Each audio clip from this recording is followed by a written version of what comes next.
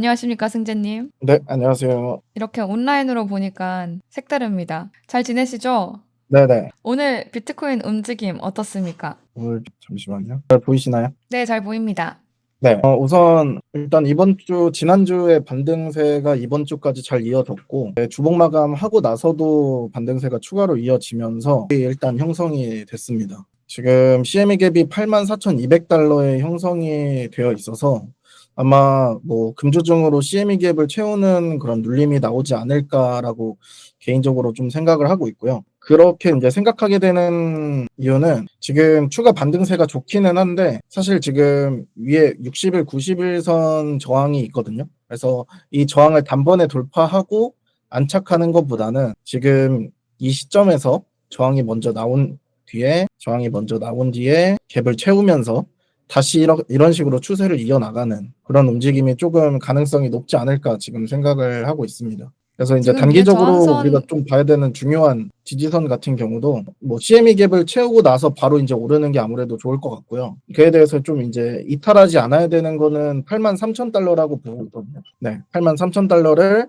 하회하지 않고 CME 갭 정도만 바로 메우고 여기서 다시 횡보하다가 오르는 그런 움직임을 좀 나와줘야 전체적으로 시장에 좋을 것 같습니다. CME 갭의 네. 가격대는 어느 정도예요? 지금 84,200달러 정도라고 생각하시면 될 것 같고요. 그래서 이제 개인적으로는 CME 갭을 채우러 가는 움직임이 지금 현재 가격에서 84,200달러까지 내려가면 이게 퍼센트 기준으로 약 마이너스 한 3에서 4% 정도 되는데 지금 현재 실시간으로 비트코인이 약간 조정세가 나오는 이 과정에서 비트코인 도미넌스도 같이 함께 좀 조정이 나오고 있거든요. 그래서 오히려 이번에 CME 갭을 채우는 그런 하락 움직임이 나올 때 비트코인 도미넌스도 61% 이하로 이제 하회하게 되면은 재차 반등을 하는 시점에서 알트코인들이 좀 많이 강세를 보이지 않을까 좀 그렇게 기대를 하고 있습니다. 그러면 그래서 이제 네. 드디어 오나요? 알트코인의 강세? 이제 드디어 알트코인의 강세 오나요? 네, 뭐 아무래도 지금 비트코인이 고점에서 이제 단기 고점을 형성하고 내려오는 과정에서 좀 도미넌스도 감소를 같이 하고 있는 거니까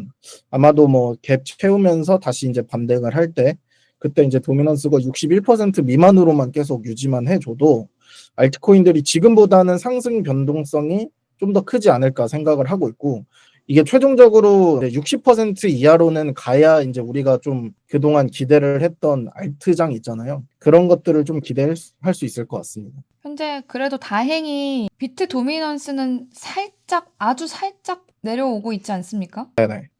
테더 도미넌스는 어떤가요? 테더 도미넌스 같은 경우도 지금 차트를 참고해서 보면 테더 도미넌스 같은 경우는 지금 얘도 마찬가지로 비트코인이 이번에 강세를 보이면서 좀 5.25% 지지선이 좀 중요했다라고 전 생각을 하고 있었는데 지금 그거에 대해서 이탈이 나왔고 이탈이 나오고 나서 다시 5.25% 위로 한 번 더 올라서 줬거든요. 근데 이제 더 이상 크게 오르지 못하고 다시 하락하면서 이 저점을 한 번 더 이탈을 했기 때문에 저 같은 경우는 보통 이러한 움직임이 나왔을 때는 얘가 반등으로 다시 회복을 한다고 해도 결과적으로는 지금 하향 추세를 이제 타기 시작했다라고 생각을 하고 있습니다. 그래서 좀 기간적으로 해서 중장기적으로 다시 좀 하락 추세를 계속해서 이어갈 가능성이 높다라고 보고 있고요. 만약에 5.47%를 넘기는 강한 반등이 나오게 되면은 그거는 아무래도 비트코인이 반등의 힘을 좀 잃었다라고 생각을 해서 좀 보수적이게 봐야 될 것 같습니다. 그럼 승재님은 비트코인이 83,000달러가 깨지지 않는 선에서 이 갭을 한번 채우고 올라와 줘야 된다라고 보시는 거네요? 네, 그렇죠. 지금 아무래도 뭐 지금 자리에서 뭐 단기 저점을 또 형성하고 추가로 또 저 반등을 보일 수는 있는데 뭐 개인적으로는 뭐 여기서 반등을 보인다고 해도 일봉 60일선하고 90일선 그러니까 이제 가격적으로는 한 9만 달러 정도 되거든요. 그래서 9만 달러를 크게 넘기지 못하고 여기서 저항을 맞고 결과적으로는 CME 갭을 먼저 좀 채우는 움직임이 나오지 않을까? 그것에 좀 비중을 두고 있습니다. 네, 알겠습니다. 그럼 이더리움은 좀 어떨까요? 네, 이더리움 같은 경우는 지금 뭐 최근에 단기적으로 그래도 나름 반등을 계속해서 지속하고 있는 모습이기는 하고요. 저점도 계속해서 추세를 높이고 있어서 이더리움 같은 경우도 뭐 이제 일봉 30일선에 거의 좀 가깝게 도달을 해가고 있어요. 뭐 아직까지는 30일선까지 조금 갭이 있기는 한데 어쨌거나 뭐 비트코인이 지금 CME 갭을 채우는 움직임이 나오게 되면 이더리움도 단기적으로 지금 가격보다 조금 더 추가적으로 조정이 나올 수는 있어요. 근데 이제 뭐 아까 말씀드렸듯이 도미넌스가 61%를 하회하게 된다라고 하면 이더리움이 비트코인이 하락이 나올 때 당장은 같이 휩쓸리는 움직임이 나오겠지만 이제 하락이 나오고 중간중간에 반등이 나올 때마다 뭐 이더리움을 포함해서 다른 메이저 알트코인들은 좀 반등세가 비트코인보다 훨씬 더 뛰어나게 이제 나타나면서 좀 전체적으로 추세가 조금 계속 상향 추세를 타는 그런 움직임도 좀 기대를 하고 있거든요. 그래서 비트코인은 뭐 84,200달러까지 꺾인다고 해도 도미넌스만 꺾여주면은 이더리움은 지금과 같은 상승 추세를 계속 잘 이어갈 수 있지 않을까 그렇게 생각하고 있습니다.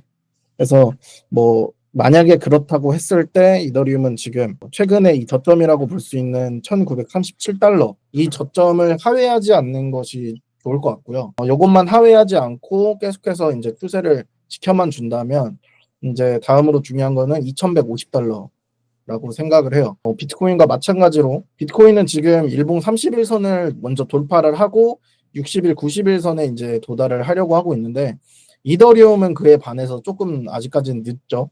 그렇기 때문에 2150달러를 돌파해 줘야 이제 이 하락 추세, 전체적인 이 하락 추세를 벗어나서 이제 반등 추세로 전환하려는 가능성이 열렸다라고 판단하는 기준이 될 것 같습니다. 비트코인보다 살짝 늦기는 하지만 그래도 네. 이더리움도 잘 좀 쫓아가고 있는 느낌입니다. 네, 뭐 온체인상으로도 이더리움 이제 매집이 계속해서 좀 지속되고 있고요. 그리고 뭐 사실 지금 늦는 거는 비트코인이 아마 9만 달러 정도만 돌파를 해줘도 아마 이더리움이 그 비트코인을 따라잡지 못한 상승은 금세 빠르게 좀 채울 거라고 생각을 해요. 그래서 개인적으로는 뭐 이전부터도 계속 언급드렸지만 좀 중장기 관점에서는 이더리움을 좀 많이 오래 기대하고 있습니다. 네. 솔라나와 XRP도 비슷한 상황인가요? 먼저 네, 솔라나부터 뭐 볼까요? 솔라나 같은 경우는 일단 단기적으로는 이더리움보다는 반등세가 좀 더 좋아요. 보시다시피 이더리움과 비교했을 때 일봉 30일선을 솔라나는 먼저 돌파를 했고요. 근데 이제 비트코인보다는 약간 조금 더디죠. 그래도 이더리움보다는 반등세는 좋다. 그렇기 때문에 뭐 하락이 나와도 이제 솔라나 같은 경우는 지금 이 직전 고점들 있죠. 요 매물대 부분. 이런 부분에서 지지를 받고 재차 상승을 하느냐 이게 좀 중요할 것 같기는 해요. 그렇게 된다면은 아마 솔라나가 뭐 좀 상승 회복력이 좀 빠를 수도 있을 거예요. 이게 한 132달러 정도 되거든요. 만약에 이제 비트코인이 CME 갭을 채우는 조정이 나온다라고 했을 때 솔라나도 조정이 당장은 나오겠지만 만약에 그 과정에서 도미넌스가 낮아짐에 따라 132달러를 하회하지 않고 요 정도 수준에서 그냥 지켜주고 상승을 이어나간다.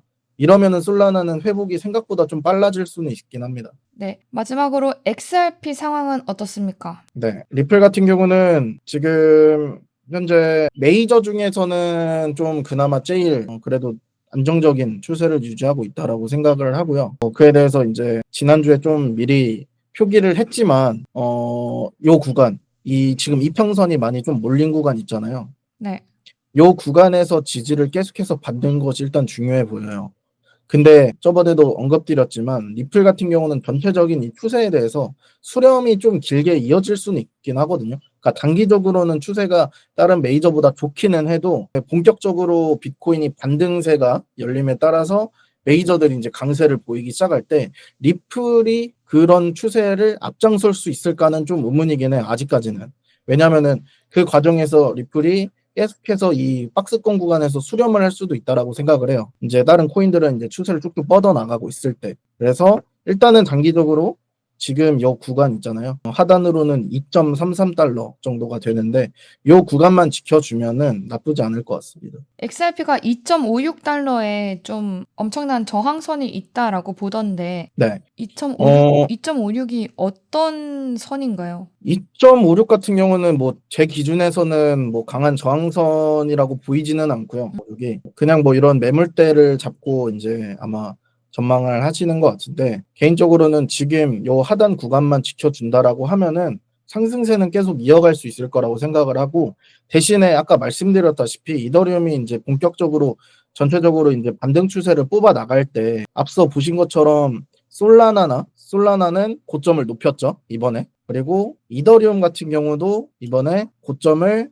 높였죠. 근데 이제 리플 같은 경우는 이번에 고점을 높이진 못했어요. 그래서 제가 말씀드리는 게 이런 부분이에요. 본격적으로 시장이 반등세를 이제 진입을 할 때 리플은 그동안 방어는 잘했지만 본격적인 반등세에서 계속 수렴을 이어나갈 가능성도 있다. 그렇기 때문에 여러분들이 이제 좀 전략을 좀 가져가실 때 이러한 좀 움직임들을 보고 상대적으로 조금 더 나은 종목들을 선별을 해서 가져가시는 것이 좋을 것 같습니다. 네.